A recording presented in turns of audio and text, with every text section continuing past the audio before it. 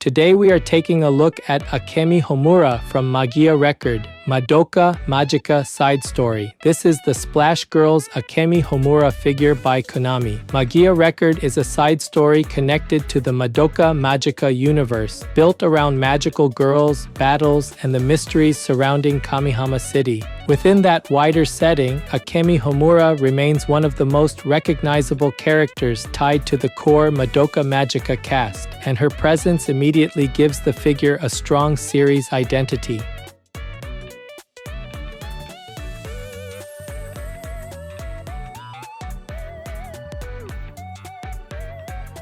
Today's highlights for this figure are the faithfully recreated swimsuit outfit, the Kyubey-themed lure, and the dynamic posing.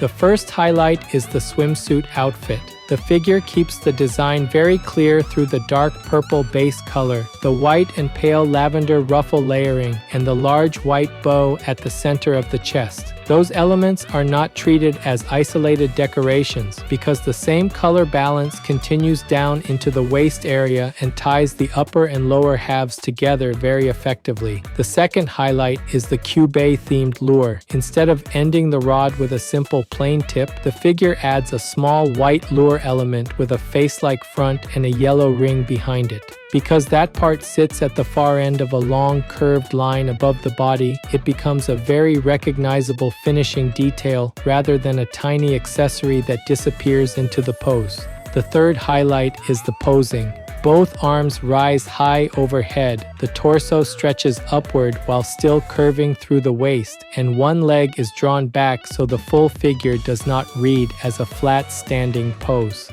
That motion becomes even stronger through the twin braids, the large translucent bow at the back, and the long rod arc above the head, all of which push the silhouette outward and keep the figure looking energetic from multiple angles.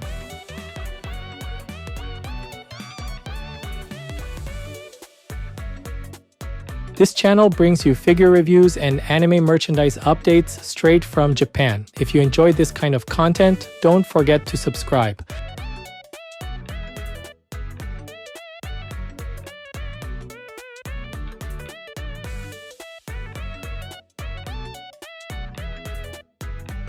The head is built around a bright and surprised expression. The eyes are large and wide, with strong purple coloring that gives the face a clear focal point immediately. Below them, the mouth is opened into a small rounded shape, which keeps the expression feeling light and animated rather than serious or stern. The red glasses are one of the most important parts of the head design because they frame the eyes very boldly and create a strong color accent right at the center of the face. The face is also supported by a very active hair arrangement. The bangs are cut into multiple narrow sections, so the front edge of the hair does not fall as one smooth line. Instead, the tips change length across the forehead and create a more broken, layered front shape. Additional strands fall beside the cheeks and extend forward far enough to give the head more depth from angled views instead of staying pressed close to the face. The larger hair silhouette comes from the twin braids. These extend well out from the head and carry a lot of volume because each braid section is shaped as a clearly separated rounded unit rather than being simplified into a single thick rope. Near the outer sections, pale lavender ribbon ties are added and the tips curve upward strongly, which stops the braids from ending in a passive way. A floral accessory is also placed near the backside of the head and a narrow band runs across the top. Together, the glasses, the layered bangs, the cheek strands, the braids, and the ribbon ties give the head a very distinct identity even before the rest of the body comes into view.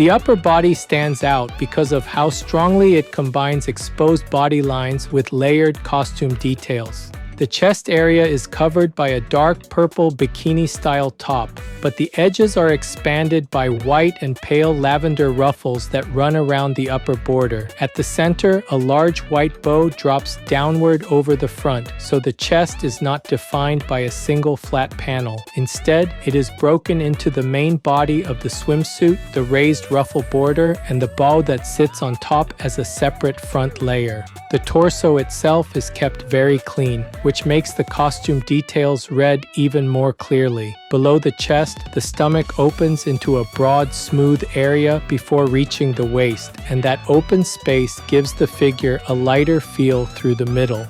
The necklace at the neck becomes important because it crosses that upper transition with a thick gold line and adds another piece of decoration above the swimsuit rather than leaving the neckline empty. That helps connect the face and torso visually without overcrowding the center of the figure. The arm positioning adds most of the motion to the upper half. Both arms are raised overhead, which opens the chest and side body and pulls the torso into a long upward stretch. One hand grips the rod firmly, while the other hand opens more broadly near it, so the pose does not repeat the same hand action twice. At the forearm, a round shield is attached through a band around the wrist area, which creates another hard circular layer against the otherwise soft body lines and ruffled costume shapes. The rod itself is also a major upper body feature. The grip section is purple, but the rod extends into a long, pale curved section that sweeps far out above the figure. Because the hands, forearms, and rod all continue the same upward direction, the upper body feels like it is reaching and presenting motion at the same time.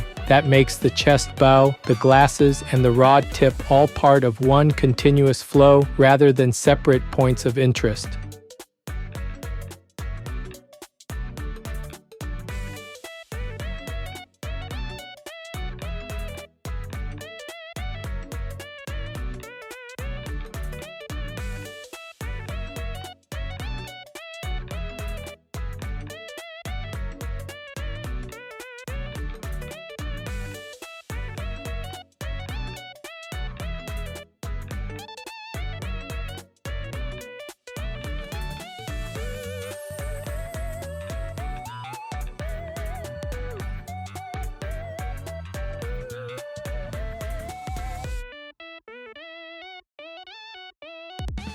The lower body keeps the same outfit language as the top while shifting the emphasis toward motion. The waist area uses a dark purple band as the central base, and above and below that band sit layered white and pale lavender ruffles. This means the lower costume section is not just a simple, narrow bottom piece. It has a clearly tiered edge, with the upper band reading as a tighter fitted section and the ruffles adding outward spread underneath it. The strongest visual addition here is the large translucent bow attached at the back of the waist. The central knot is thick and compact, but from that center the ribbon spreads outward into wide flowing sections that extend well past the body. Because those translucent parts curve and widen as they move away from the waist, they do much more than sit behind the figure as a small extra ornament. They actively enlarge the silhouette and give the rear half of the figure a very airy, sweeping shape. The leg posing is what gives the lower half its energy. One leg stretches down as the main standing line, while the other is bent back sharply, which immediately creates contrast between a long supporting line and a tighter folded line. That change keeps the figure from feeling symmetrical or static. The transition from the hips into the thighs is smooth, and the bend at the raised leg gives the lower body a much stronger sense of motion than a more neutral stance would have. The sandals also help finish the design nicely. They use a warm orange-pink tone that stands apart from the purple costume colors, and the front sections are decorated with pale lavender floral pieces. The heels are translucent, which connects them visually to the large translucent waist bow and keeps the clear material from appearing only in one area. Because of that, the lower body does not just support the figure. It continues the same combination of color contrast, layered costume detail, and outward motion that defines the upper half.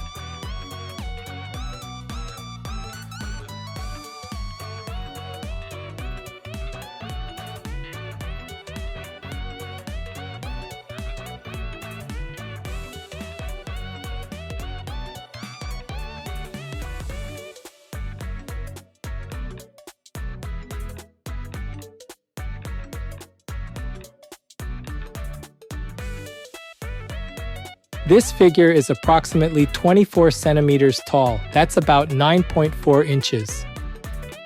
For size comparison, here's a 350 milliliter can. That's about 12 ounces in the US.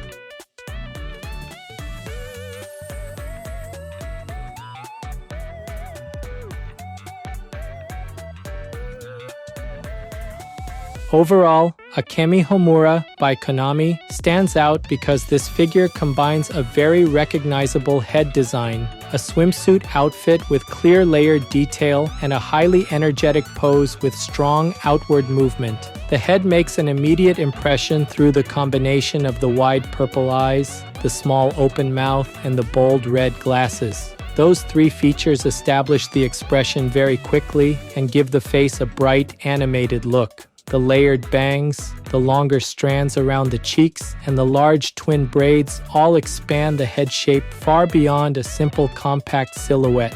The upper body does a lot of work in carrying the figure's main costume appeal. The dark purple top, the white and pale lavender ruffles, and the large front bow make the chest area feel full without becoming heavy. The raised arms also help a lot. They pull the entire upper body upward and make the figure feel stretched and lively rather than posed in a more relaxed way. The lower body continues that same strength very well. The ruffled waist section keeps the outfit visually connected from top to bottom, and the large translucent bow behind the waist becomes one of the most memorable elements in the entire figure. The leg arrangement also works especially well because the straight standing leg and the lifted bent leg create a clear difference in direction that keeps the body from reading as flat. What makes the full figure work especially well is the way the motion travels through it. The eyes and glasses pull attention to the face, the arms and rod carry that line upward, and the braids and back bow spread the energy out across the sides and rear. Because of that, fans of Magia Record, Madoka Magica, or Akemi Homura will definitely enjoy this piece. With that focus on the swimsuit styling and the dynamic posing, collectors who enjoy character figures with strong motion and distinctive accessories should find it a very appealing addition.